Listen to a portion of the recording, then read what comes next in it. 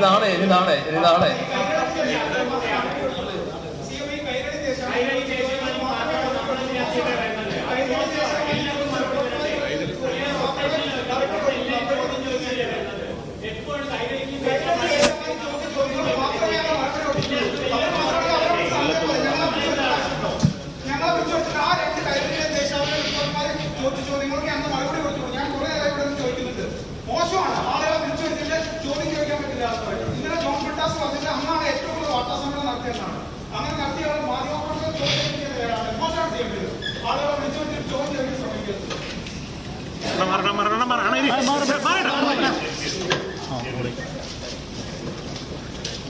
ചോദ്യം മനസ്സിലുണ്ടായാൽ പോരാ,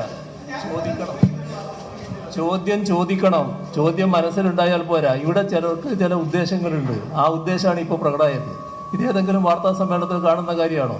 നിങ്ങളെല്ലാവരും ചോദിച്ചു, നിങ്ങൾ ഏത് മാധ്യമപ്രവർത്തകരാണെന്ന് ഞാൻ ചോദിച്ചില്ല. ആ ചോദ്യത്തിന് ഞാൻ മറുപടി പറഞ്ഞു. ആ മറുപടി വിശദമായിട്ട് പറഞ്ഞു. അതല്ലേ ഉണ്ടായത്. നിങ്ങളെല്ലാവരും കേട്ടിരിക്കുകയല്ലേ.